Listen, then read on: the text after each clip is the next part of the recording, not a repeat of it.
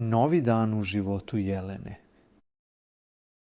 Jelena živi u mirnom delu grada, u stanu koji se nalazi na drugom spratu jedne stare zgrade sa zelenim fasadama. Stan nije veliki, ali ima dovoljno prostora za nju. Jedna spavaća soba, mala kuhinja, dnevna soba sa velikim prozorom koji gleda na ulicu i kupatilo u kome uvek miriše na sapun od lavande. Svakog jutra ona se trudi da započne dan smireno, bez žurbe, iako često ima mnogo obaveza. U 6:20 zvoni njen alarm. Zvuk nije glasan, već blag i tih, jer ona ne voli naglo buđenje. Prvo otvori oči polako, zatim ispruži ruke iznad glave i duboko udahne.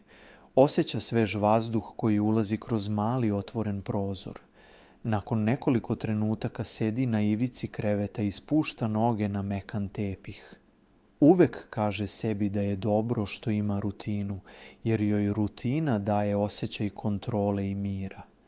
Jelena ustaje i ide u kupatilo, uključuje svetlo, pere zube pažljivo, zatim umiva lice hladnom vodom koja je odmah razbuđuje. Peškirom nežno briše lice, a zatim češlja kosu i pravi jednostavnu frizuru, obično rep ili punđu. Nakon toga stavlja malo kreme na lice jer je koža suva ujutru. Sve radi polako, bez žurbe. Iz kupatila odlazi u kuhinju. Najpre uključuje ketler da zagreje vodu. Dok čeka, otvara frižider i gleda šta će doručkovati. Ponekad jede jogurt, ponekad ovsenu kašu, a ponekad napravi sendvič sa sirom i paradajzom. Tog dana odlučuje se za jogurt i hleb sa malo putera. Kada voda proključa, pravi sebi zeleni čaj. Sedi za sto pored prozora i gleda ulicu. Napolju ljudi polako prolaze, jedan čovek šeta psa, jedna žena nosi veliku torbu i izgleda kao da ide na posao, a autobus koji uvek prolazi u isto vreme se čuje u daljini.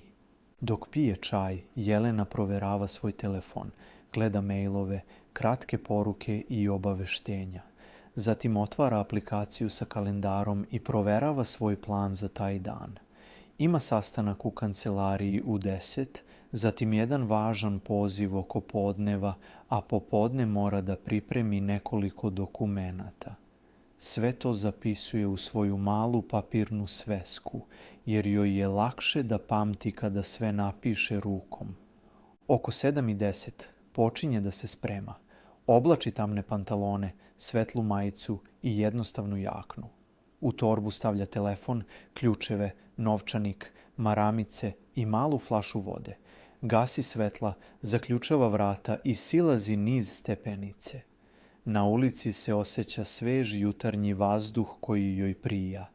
Krene u pravcu autobuske stanice i primeti da je jutarnja gužva već počela. Autobus stiže posle nekoliko minuta. Jelena ulazi, pronalazi slobodno mesto i seda. Dok putuje, gleda ljude oko sebe. Jedan student čita knjigu, jedna starija žena drži ceger pun povrća, a jedan muškarac govori telefonom tiho, kao da ne želi da smeta drugima. Jelena stavlja slušalice i pušta laganu muziku. Gleda kroz prozor kako grad polako postaje sve glasniji i življi. Kada stigne do kancelarije, ulazi u zgradu i pozdravlja kolege. Njena kancelarija je mala, ali prijatna, sa policom punom fascikli i jednim velikim stolom na kome drži laptop, svesku i šolju koju koristi svakodnevno. Uključuje računar, otvara prve mailove i počinje sa radom. Njen posao zahteva mnogo pisanja i organizacije dokumenata. Iako ponekad zna da bude zamorno, ona voli osjećaj kada vidi da je nešto uredila i završila na vreme. U 10 sati ima sastanak sa kolegama. Svi sede oko velikog stola i razgovaraju o projektima. Jelena pažljivo sluša i zapisuje najvažnije detalje.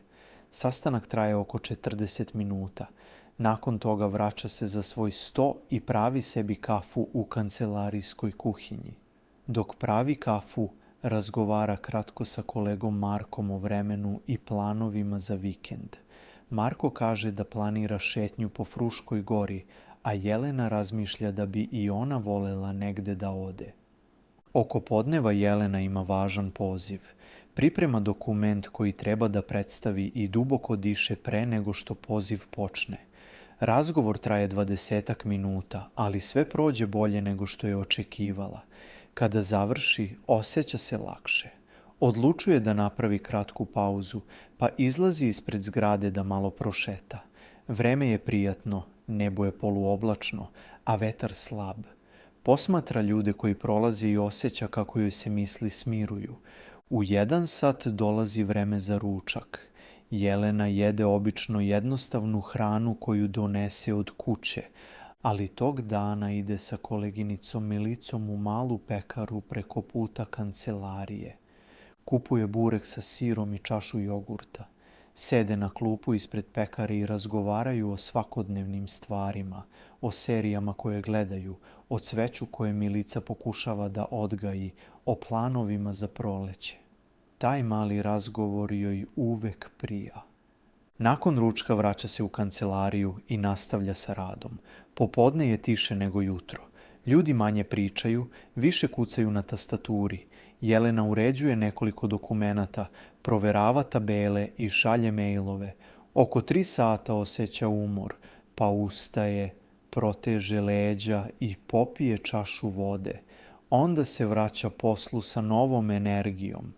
U 4 sata završava radni deo dana. Spušta poklopac laptopa, pakuje torbu i pozdravlja kolege. Na putu do autobusa svraća u malu prodavnicu. Kupuje mleko, pirinač, hleb i jabuke. Zatim ulazi u autobus i zauzima mesto blizu prozora. Put do kuće traje duže jer je popodnevna gužva. Gleda kroz prozor kako se svetla automobila reflektuju na mokrom asfaltu. Kada stigne kući, skida cipele, ostavlja torbu na sto i otvara prozor. U kuhinji raspakuje namirnice, pere jabuku i grize je dok priprema večeru. Najčešće pravi nešto jednostavno, testeninu sa povrćem ili supu. Dok se hrana kuva, ponekad uključi muziku ili kratko pogleda telefon. Posle večere pere sudove i briše sto.